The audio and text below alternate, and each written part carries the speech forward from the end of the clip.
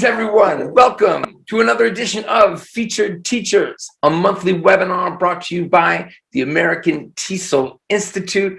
I'm your host, Jason R. Levine, better known as Fluent CMC.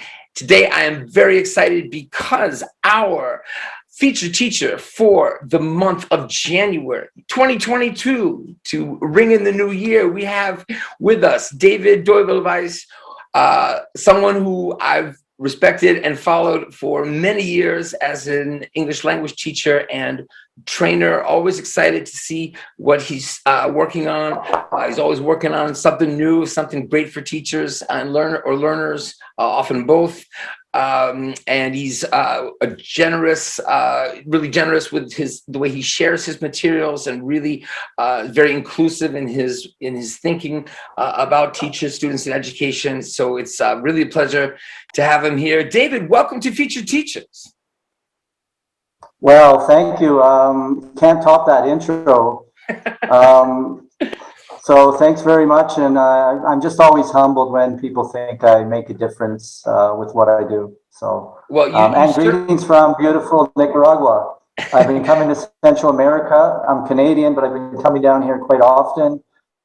First Guatemala, and then a couple of years ago, right at the pandemic, I came down here, got a little house, and I've kind of just been hiding out here and doing my tech digital resources thing.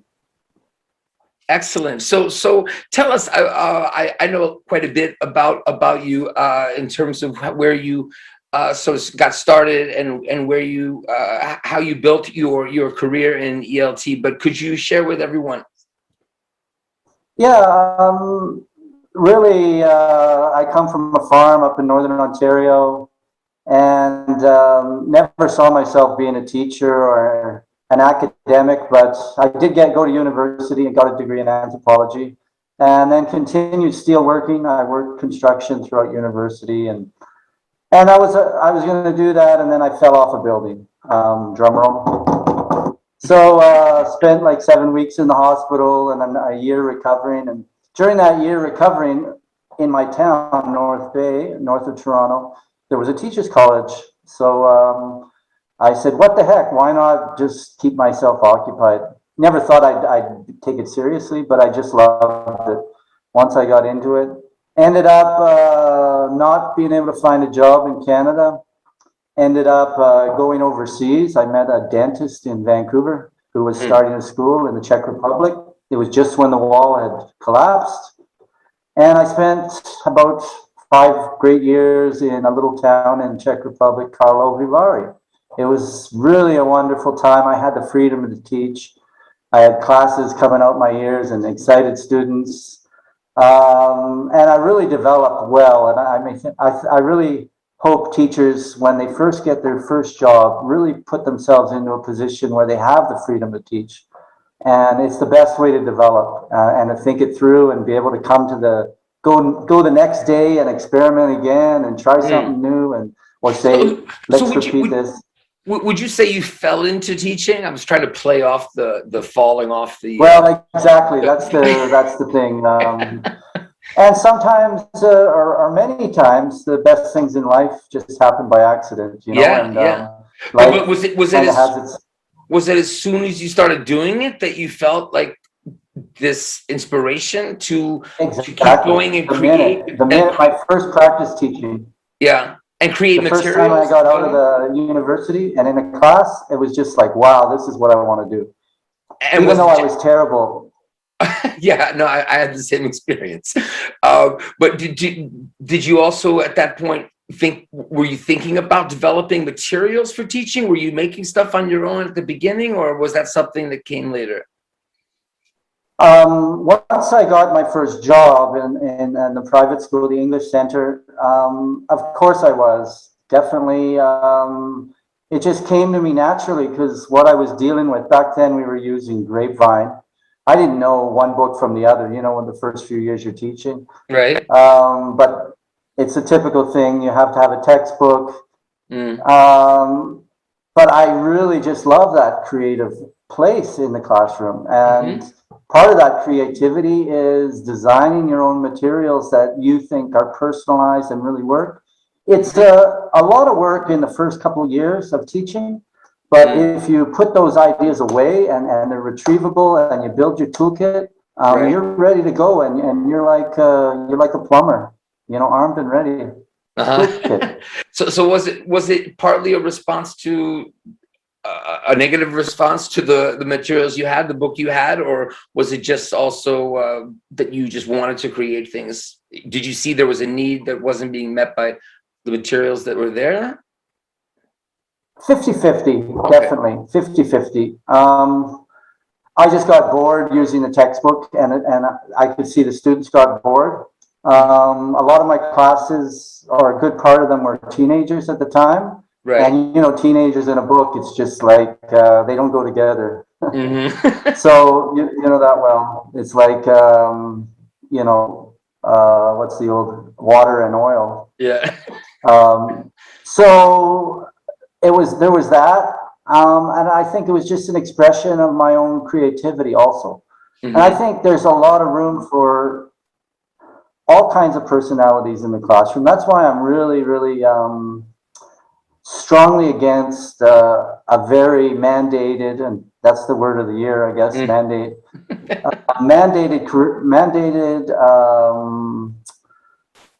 I lost my stream of thought, but I'm really strongly against this idea of credentialism. So it was half and half, Jason. I really think that Uh-huh.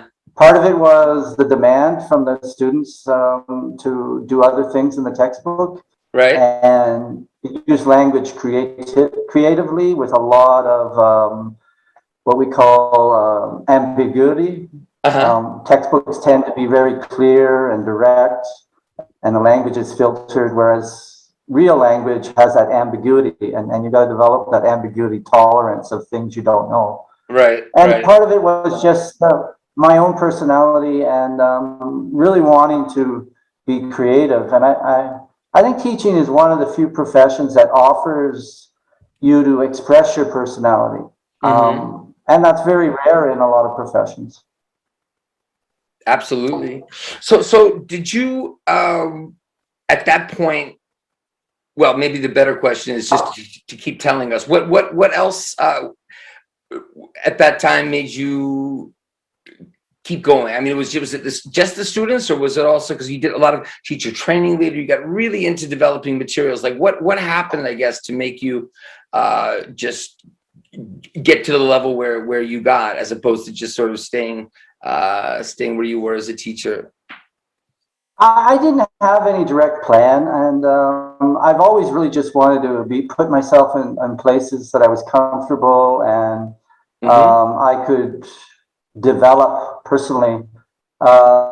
So I stayed with that. I really wanted to experience Europe, and I did it. I was in the Mm-hmm. heart of Europe and could travel. So that's, generally a lot of teachers that go overseas do the same thing. Mm-hmm. And I Yeah. was For sure. essentially a backpack teacher. I had my bachelor's of education. So I was an official teacher in Canada. Mm-hmm. But essentially, and then I tripped into teacher education at that time. The director of the school had been asked to put together a teacher training program for teachers of Russian. There were many Czechs at that time teaching Russian. And Mm-hmm. then all of a sudden they had to flip and teach English. So I Mm-hmm. was put in this position like, you're the only guy in town that supposedly has the credentials. So, and I didn't know what the heck to do, but I muddled through and I learned a lot. Mm-hmm. Trying to take these Czech teachers that had been teaching Russian and with a strict grammar approach, and trying to get them to do, communicative language teaching. So Mm-hmm. that was a laugh, but a happy times. And yeah, from then I spent a year in the Ukraine. At the time, always through teaching, I was doing my writing. I was doing some journalism back then. Mm-hmm. I had one of the earliest remote jobs back then. I had a job with China Business Daily, writing their headlines in English Uh-huh. Wow. through email. They would send me the email and a really kind of clumsy translation, and Uh-huh. then I would send it back and I just did headlines through Hmm. email. Um, But yeah, I just kept. I returned back to Canada, and then I had to get a real job, Mm-hmm. supposedly a real job. So I started working grade 4, grade 8, Mm-hmm. ESL classes in Toronto. I also taught refugees for the Ministry of Immigration, Mm-hmm. and that was marvelous. Downtown Toronto, all these new immigrants coming in, and from there, I started doing teacher training in the Toronto District School Board, How did you and I start was being a, known as the karaoke king. That's our connection to music, because I okay, was teaching okay. kids to read through karaoke. So I bring a big karaoke machine in, and Very cool. that was fun. How did you start teacher training? Because that's really important to a lot of teachers who will be watching. Like, how did you did was it something specific that just happened to give you an opportunity I to was train? just constantly asked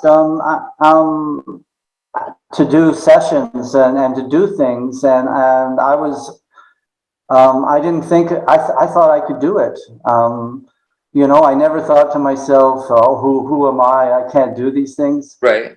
And one thing leads to another, and it's a very informal system, and I think that works. But I also spent a lot of time in the classroom. Like I said, I had 6 years in the Czech Republic, Mm-hmm. 3 or 4 years in classrooms in Toronto. Mm-hmm. Um, so I thought I had a good grounding, and I'm always reading and attending workshops and thinking and putting the puzzle together. What Mm-hmm. works, what doesn't. So, and then finally I went to Korea, and I fell into that too. I became the head teacher trainer for thousands of teachers in Seoul, Wow. and dozens of foreign teachers that were coming. We had a educational institute high on this mountain, Seoul Educational Training Institute. So I ran the office there for 5 years, Mm-hmm. and I fell into that because I was a teacher in Toronto, and I had a profile as an athlete. That's another part of my life. I've always been a runner, Mm-hmm. ultra distance runner. And so we were going to do this campaign. I had a kid. I had a bit of a profile in Canada. We do Mm-hmm. some public speaking, and I had a kids foundation Cool. um, owned by a big businessman with all the franchises all over the world, fast food. But he, Uh-huh. as a fast food guy, wanted to do something against childhood obesity. So he, paid me a couple $1,000 a month to just basically run the kids foundation for the love of kids. Got Uh-huh. a profile with that, and then I was still teaching in what was I, grade 4 at the time. I was going to quit teaching and run across Canada. We had Nike on board, we had Mm-hmm. Lululemon, we had Royal Bank of Canada. We'd have these big meetings. It was just way above my pay grade. Uh-huh. Um, but it was all planned to go for September. I quit my job, I quit my teaching, and I was going to set off across Toronto, run 60 miles every day, and Uh-huh. then speak at a school and greet children and talk about, getting fit. It was Right. great. But that summer, they told me we need more time. Mm. We can't organize this. And I said, what the hell am I going to do? I have really no job, and Toronto's expensive. Yeah. And I'm sitting there reading the Globe and Mail, and there was this job in Seoul, Korea, teacher trainer. I said, what the heck, blah, blah, blah, typed away. Got the job, went over to Korea, and then one thing led to another, and the run never happened. And Okay. I became a teacher trainer in Korea, and then helped start a graduate school there, EWA, Wow. Graduate School of TESOL, quite well known in Asia. And there you go. I was off to the races.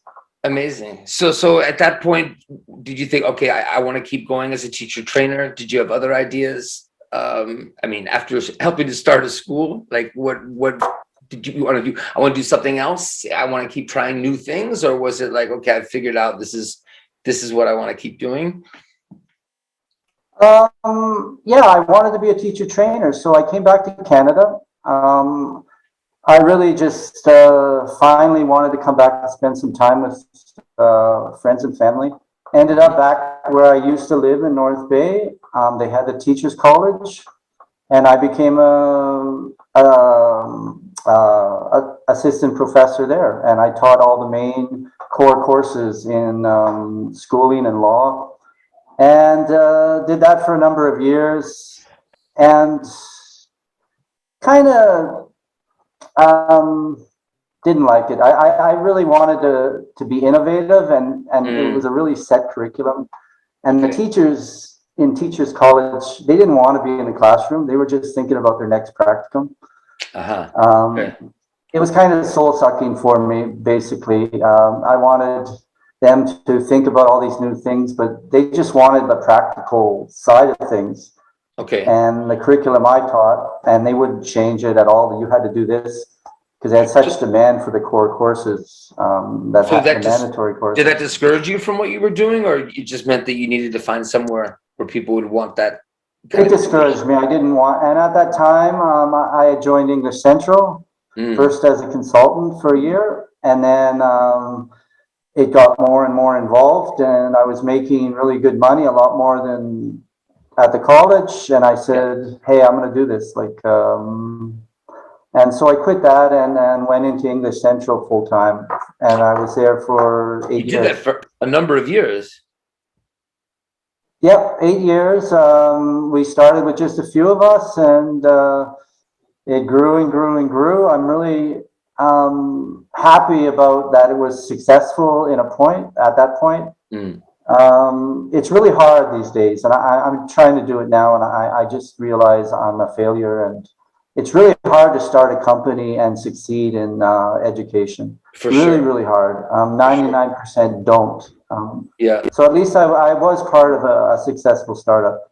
So why do you think it is? Do you think it has something to do with the time? Like there was sort of a bubble back then, or do you think that there's another reason?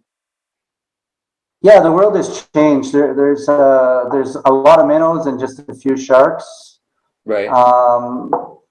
And it costs a lot. People don't realize the time and energy it costs to do something online. People have a perception that it just appears. It's technology and poof.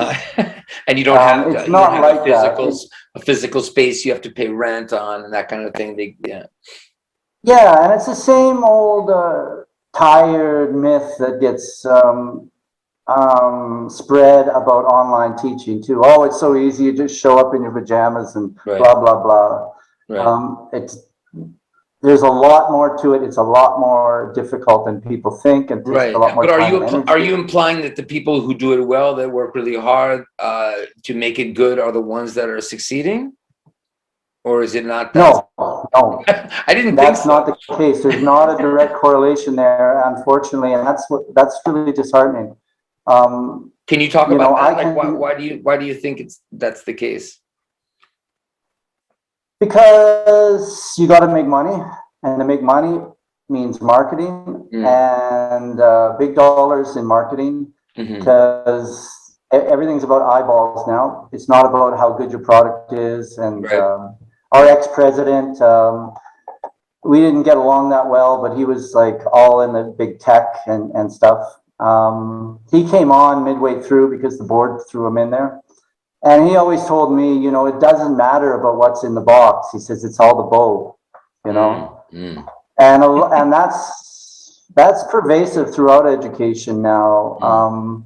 I see so much crappy stuff succeeding. There are some good stories, but generally those good stories are from the big companies that have the time and the patience to develop them. Well, while we're example, like look at my GIF Lingua. Yeah. I built this by myself. The minute I left English Central, I said, I want to do something I want to do. I'm going to build this thing. I know how to do it. I had an example. I worked a bit with Gary Bishop, Tar Heel Reader. And I took the concept of Tar Heel Reader and made it a place where students can easily make books using GIF images. They can add quizzes. It automatically makes Quizlet quizzes. They can share them. Teachers can assign them. And there's a large library, 3,000 books of these engaging things to read. But it can't go anywhere unless I have a budget of a couple $100,000 for marketing. Right. Can't go Right. anywhere. Right. Yeah, So I understand. it's dying on a server. I just refuse to press the delete button. I understand.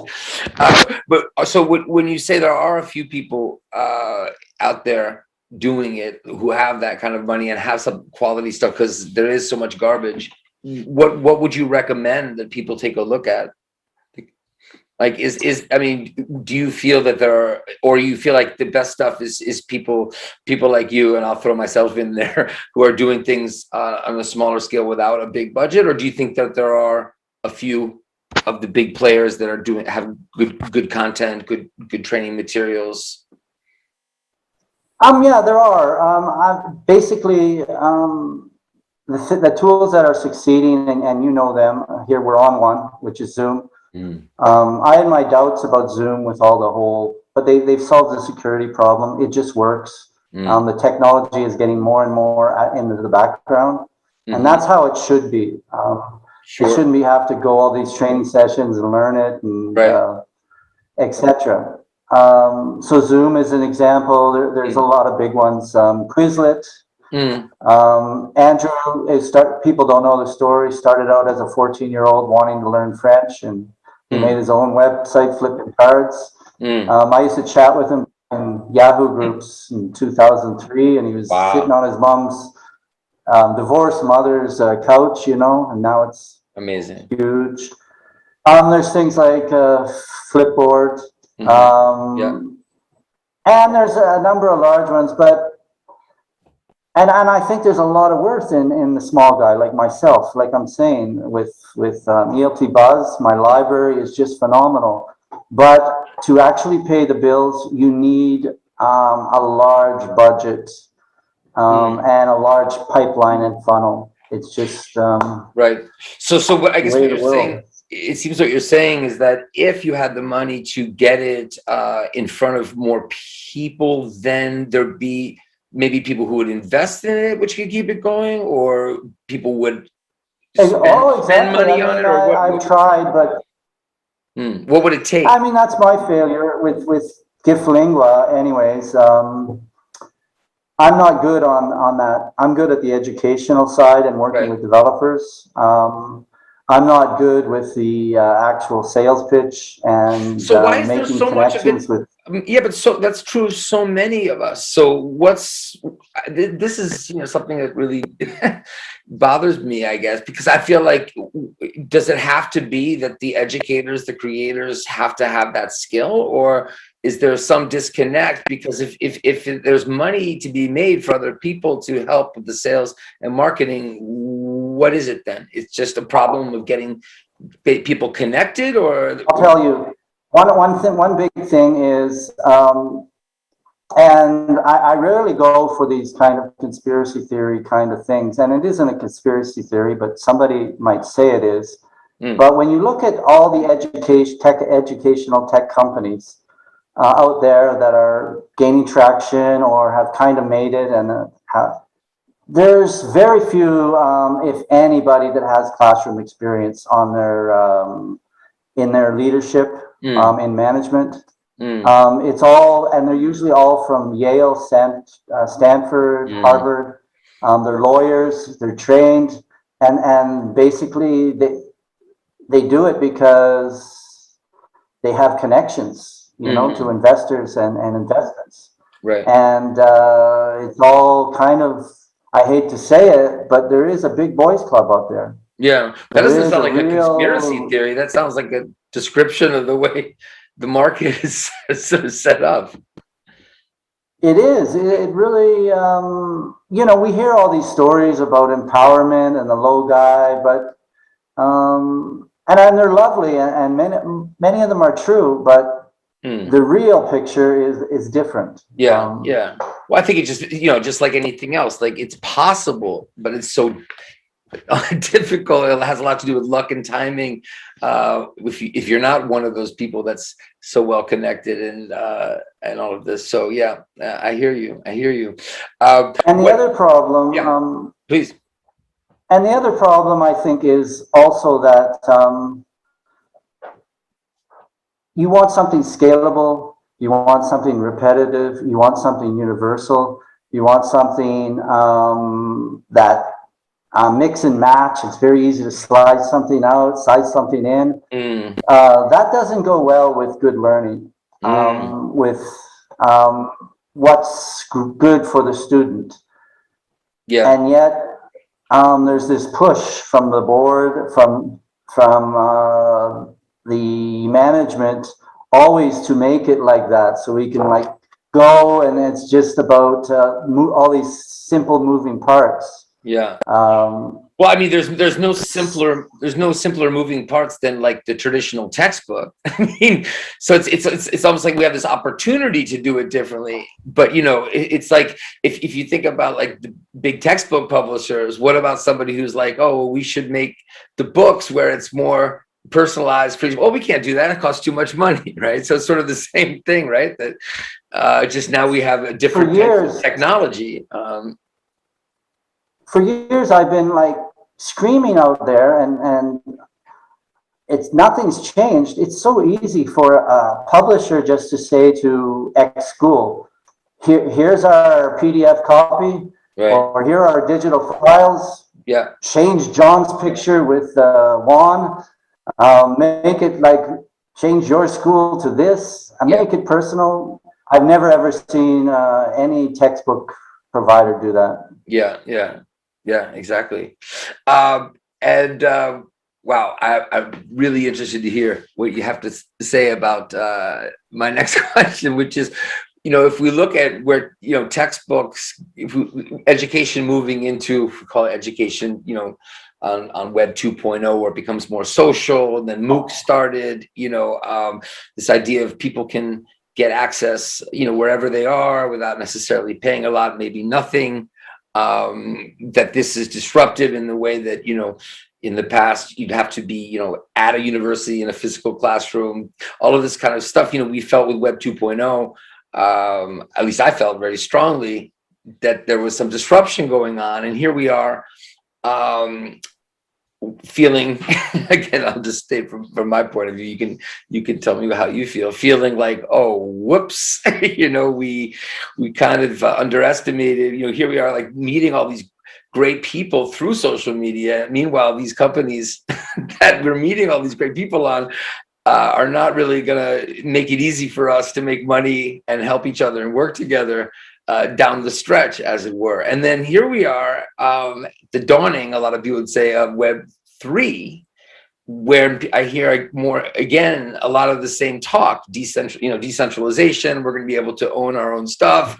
We're going to be able to keep these private companies out, you know, and we've learned, you know, since the last time, and we're going to do things differently. What's your take on that? Like, do you feel like it's any hope?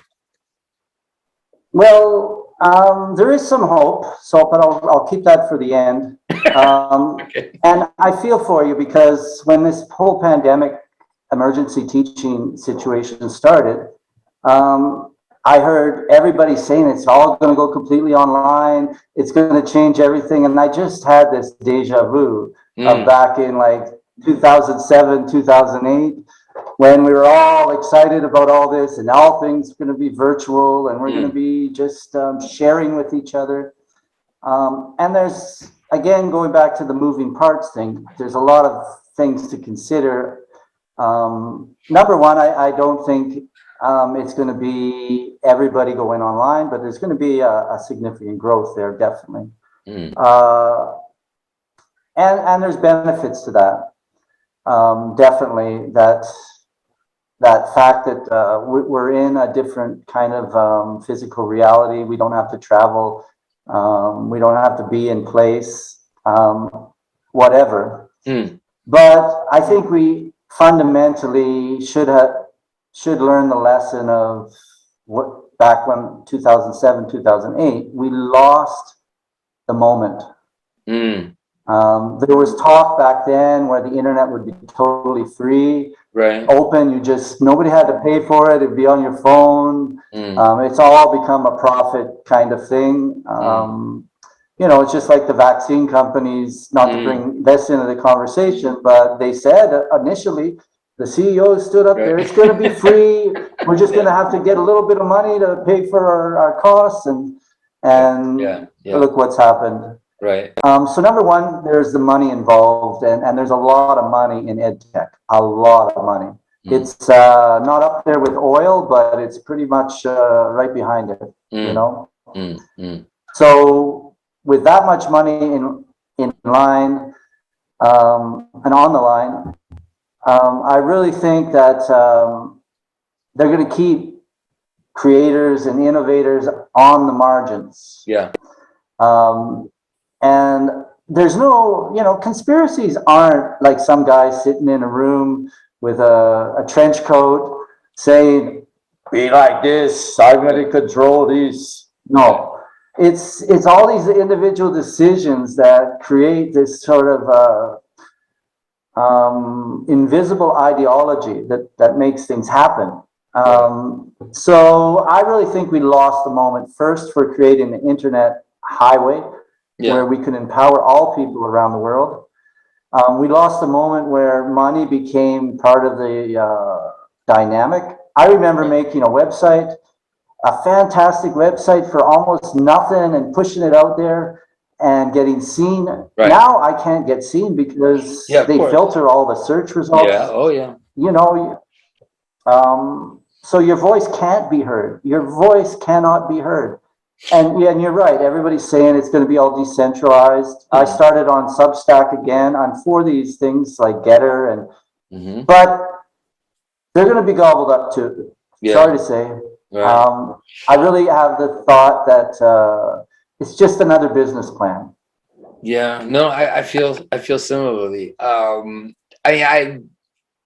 When you say we lost the chance, are you saying that there was a chance to not lose it, or do you feel like, because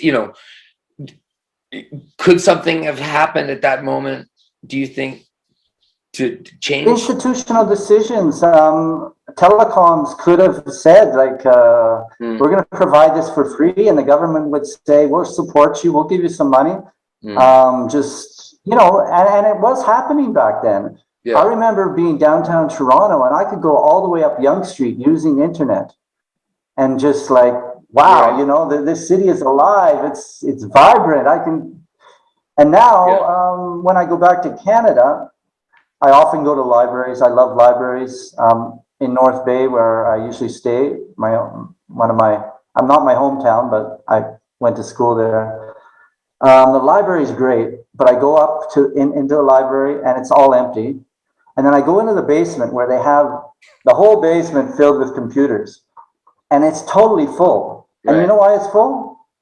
Because Canada has one of the highest costs for internet at all. It's like, I think 2 gigabytes of data, which you couldn't even watch a movie for, is something like $14. Wow. It's crazy. Yeah. And the internet, that's the fuel of the internet. You capture the fuel and you control the internet. The car won't let the ordinance. So that's the pessimistic side. The optimistic side and the side of hope is there still is space for educators to meet online, to share, to develop professionally, to do their smaller things for free. There's a lot of WordPress and a lot of these things that don't take a lot of money. Yeah. So there is space. It's just you're not going to get this out of it. It's like a hobby, and part of that is the failure to really see and value the importance of teachers on the ground as educators. The pandemic has just made that naked.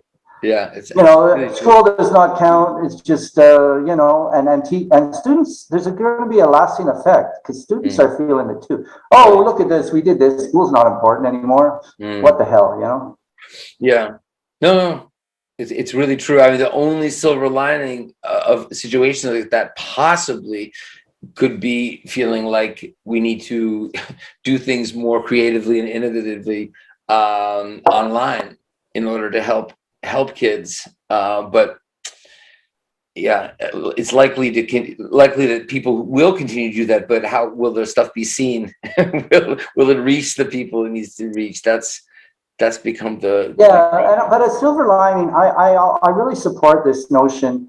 Unfortunately, teachers can't make a great living at it. I support this notion of decentralizing teaching so that teachers can have their own clients and be entrepreneurs and make their own money and way in the world. And that's great. And I support that. And I think I wish that were viable as a way of making enough money to live. But the truth is there's very few teachers that can actually pay all their bills and do that. I mean, nobody speaks about that. Yeah. How closely have you been following like the development of DAOs, like decentralized authors? I'm getting it wrong. Decentralized autonomous organizations and the blockchain and all this, and people saying that, in the future, it could be anybody who, wants to sort of have collective ownership of something. Is it possible teachers could do that and have a sort of, learn to earn model, like work on projects, make money, keep the money that they make in a DAO or something like that? Or is that all sort of still wishful thinking?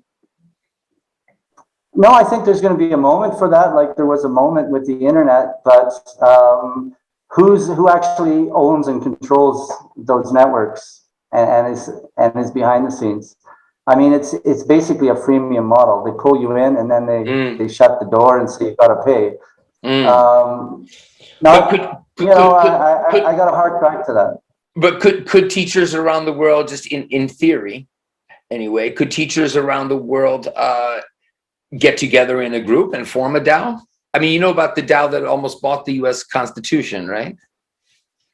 Like, could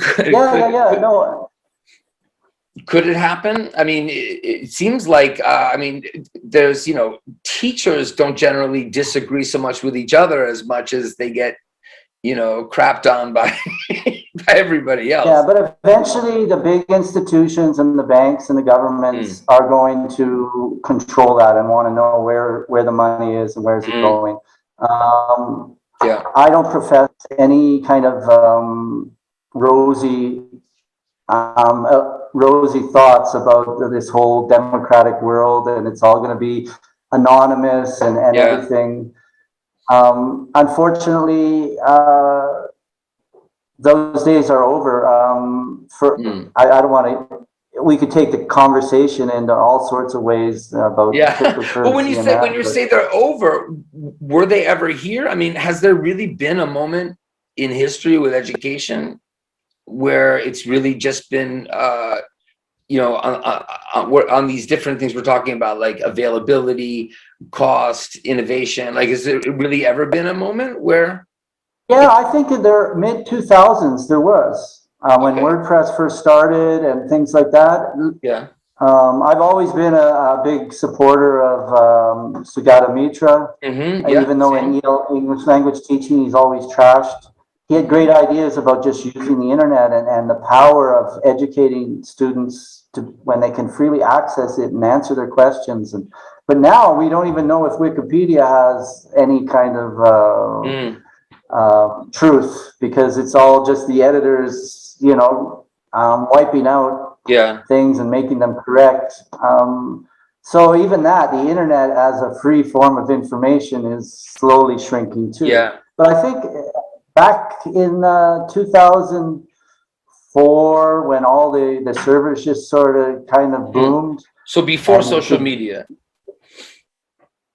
Yeah, before and a little bit into that, maybe 2009 at the most. And then when Facebook and Twitter and all those was around that off, time.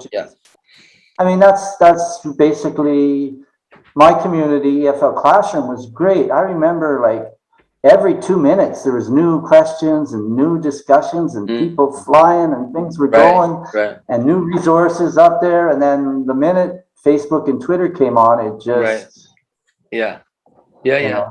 yeah. It's interesting going back. I don't know if you remember like the Edupunk movement, which was not really a Yeah. structured movement, but I went back to read like blog posts these guys were putting out, Steve Wheeler and a few others, but they read exactly like the stuff I'm also seeing now coming out about Web3.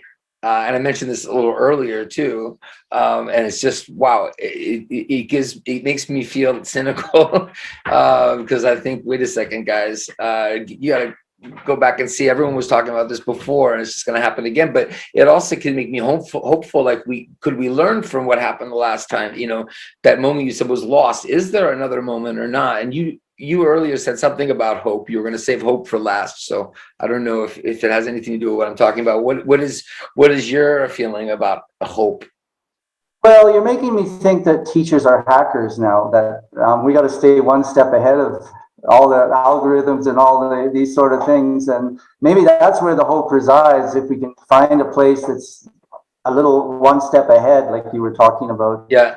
you know, the blockchain and Right. things like that. Yeah. And I think that's always going to be, but formal general education is really going to be under the thumb of people who want to make it into a money machine. Yeah. Yeah. With exceptions around the world, there are some countries that, you know, have great educational systems that aren't privatized. I remember, you know, it was once anathema in our schools in Canada to have brands and advertisements. Now you go into any washroom and you're taking a Yeah. piss, and they're Yeah. seeing things about Kellogg's or Yeah. Oh yeah. don't bully, but they're actually making money, Oh whatever yeah. Well, foundation that is. you know which country started that? It's my country. I mean, I remember growing up and seeing something that change, or you know, in the States. But yeah, it's horrible, horrible. Yeah, your lunch is sponsored by Coca-Cola. I mean, Yeah. come on. Yeah. Yeah. No. So, and then it all, this corporate creep has been happening for a long time. I've seen politics, and I've seen educational politics develop away from what's good for students learning Yeah. to more, you know, how does that affect our budget? Everything's about the budget. Yeah. All Yeah. politics now is about managing money and managing budgets and And standing in up my and saying, country, I'm going to manage the money yeah. better. And in the Not and about what's really important.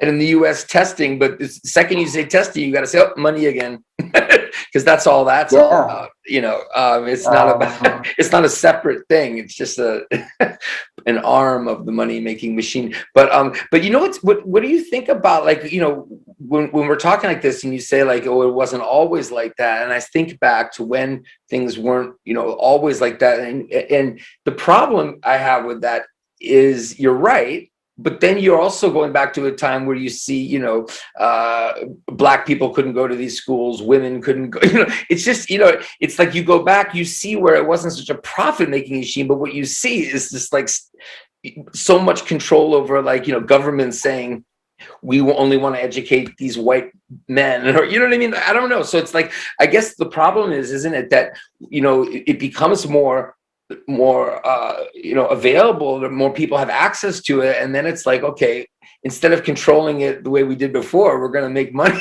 off of it, you know. I don't know. yeah, I mean, school has always been an advertising agency in some form, just not a way of making money and making consumers directly.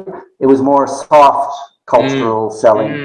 And there's some good things to that. We have to survive as a culture, Right. and school always has that part to it. Right. But I get your point, and I don't think that we should ever go back and this whole "Build America Great Again" and all that garbage. Yeah. You know, looking at how it was so great, it wasn't. But there are good things and there are other lessons to be learned, and let's pick and choose and take them. I'm really one for strongly getting what would you call it, advertisement and marketing and messaging out of students, like why is in America, why is the Army have so much availability with high schools? Yeah.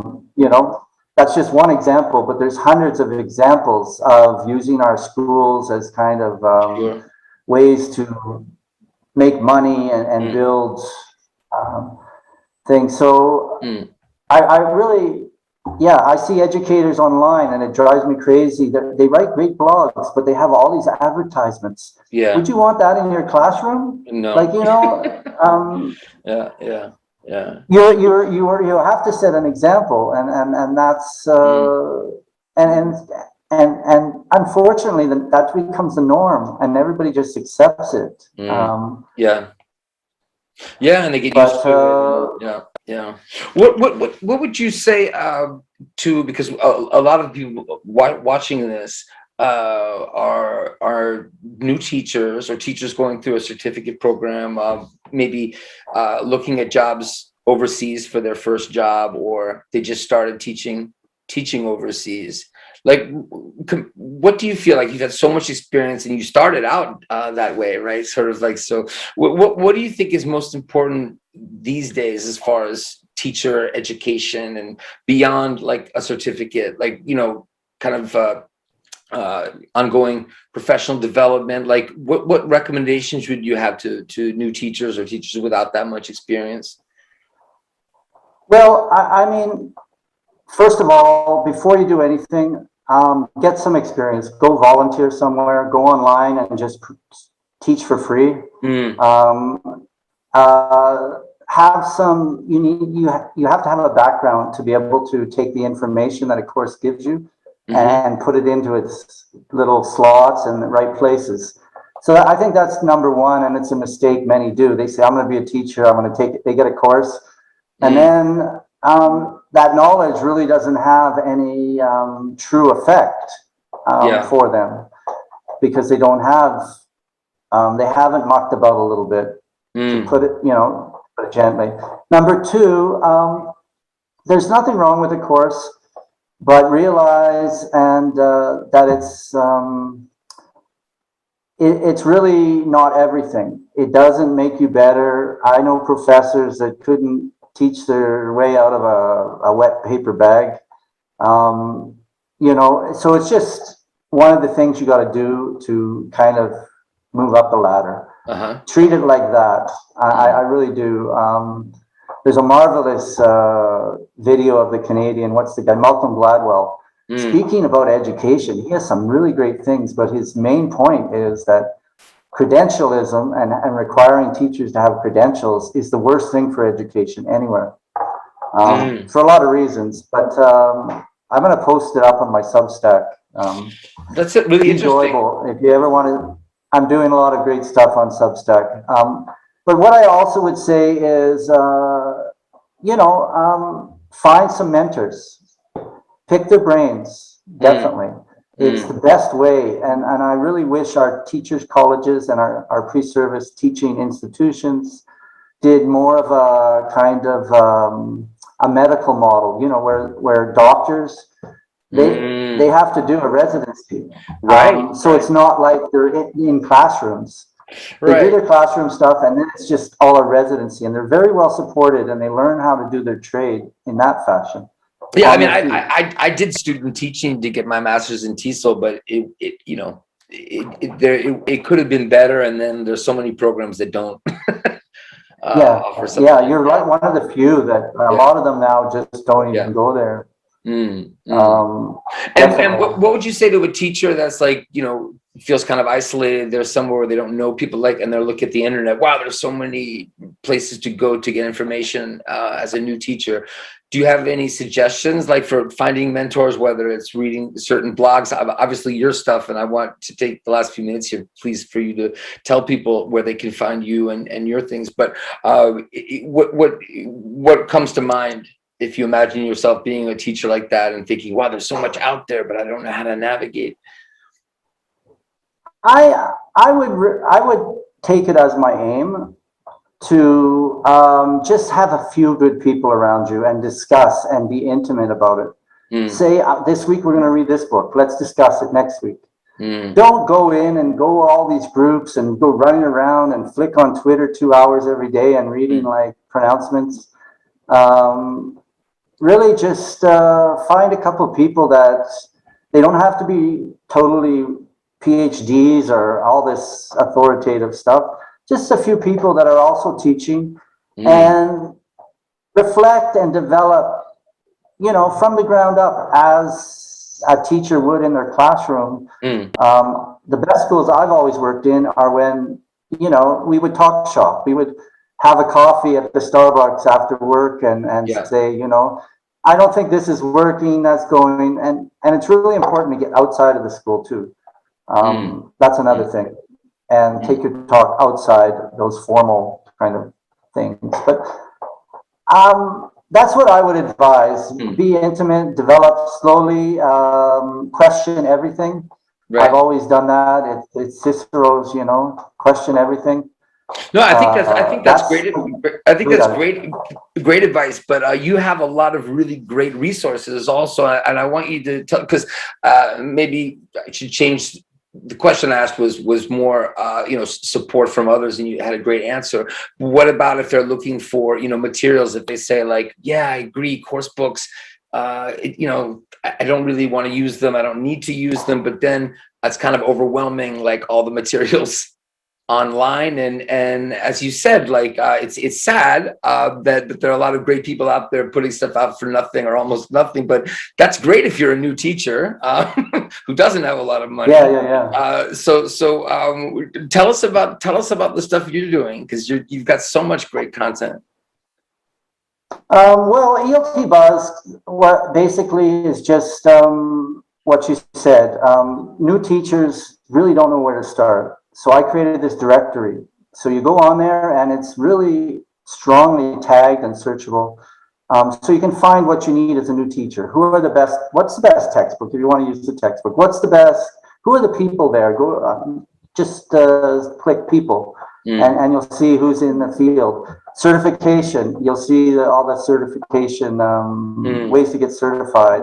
Mm. So number one, and then each week I publish a newsletter with the best things I think you should be reading or the best things that were published on the web. So ELT Buzz News Report. And then thirdly, it's a library. I've constantly been creating resources. So cool. Yeah, it's my favorite thing. When I left English Central, I said, I got this whole stuff, but I got to update them. I got to go through and see what's garbage, what's not. And I did that. I worked like 16 hours a day. And I made this library of resources that really is colossal. And it's all free. All the teacher training stuff is free. So just click professional development or teacher training, and you can download it all my former presentations, all my papers, all my infographics and all that sort of stuff. So that's a place to start too. So amazing that you make all of that available. I feel like it is frustrating. Like it used to be, like you said, easier to get the word out about something like that. And there's two things. There's how many people can benefit from it, and then there's monetization. So it's really frustrating now that the making money thing is obviously can be complicated, but the fact that it's hard to get eyes on stuff it's and I'll tell you a story. I'll tell you a story, Jason. I mean, I won't name names, and I really like sorry, I'm not going to say it, but I was approached by a large educational company, and we were going to make a large platform, a portal for the exact same reasons for new teachers, where they get the information. Because even the British Council does a great job, but it's a little kind of British. But it's also kind of biased in certain ways, and it's hard to find information on their site. True. It is. There's good stuff, but it's all over the place. Yeah. So there was something missing in ELT, and I prepared and budgeted, and we made a company, and we were going to launch it, and then I started getting signals that it was all just how to monetize it, like how to do this, how to do that, and so it ended. Our relationship, we both agreed. We had different values. And I just woke up one morning and I said, what can I create? and I saw like a little bee, and I liked the word buzz, and I said ELT buzz, and I just built it in like 3 days. The structure, I can do WordPress, I can code. Started with a few templates and then took out the guts of it, and there you go. I said, screw these guys that with their big money. I just want to create something and get it out there. And well, you've created that's done. How can we get more people there? That's the question, because it's not posting it in a Facebook group anymore. It's not no. so what Teacher by teacher, I take it teacher by teacher, and that's my failing. I just do, I like the personal approach. And that's not a failing, because that can happen at the same time as something else. I'm not saying we'll come up with the answer now, but I feel like there's got to be better ways, hopefully newer ways, maybe ways we haven't thought of yet, to get people to, there's eyes on stuff, because on a daily basis, whether it's my stuff or another teacher I'm working with, so, there's like, oh, I didn't know that was available. If I know this, I know all the time. So that means it's not that there isn't a need or an interest, right? And we know the content's amazing, ELT Buzz, it's amazing. So it's really a question of, how can more people know about it and see it? And yeah, we got to keep thinking about that for your stuff and all. I am going to, and I'm always open to those sort of things. Yeah. But I don't know, it's really strange, because I make a shitload of money, if I can say that, for me, for a teacher, on teacher paid teachers. Yeah. And it's the same content as ELT Buzz, Okay. except maybe 1/1000th. Uh-huh. 1/1000th. So on ELT Buzz, you get that, and then 999,000 more. Right. Yet, why do I make all this money on teacher paid teachers, and I hardly make anything to even like support the server costs on ELT Buzz, the lesson library? It's the only paid thing on ELT Buzz. Go figure. And like I said, it's a large marketing budget. But that's fantastic. If there are also people struggling who have good stuff that they're not making money on teachers pay teachers. So that's a success story then.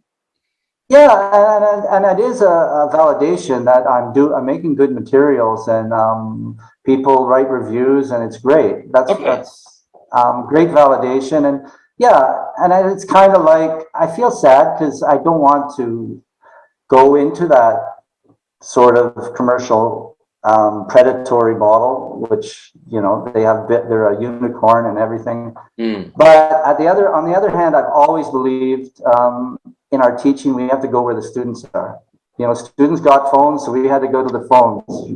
Students are on Instagram, we got to go to Instagram. And the same really is, where are the teachers? So I swallowed my pride, and I went on teacher pay teachers. And but is it so bad? Is going on there like the equivalent of, I don't know, joining up with Exxon or Coca-Cola? I mean, is it?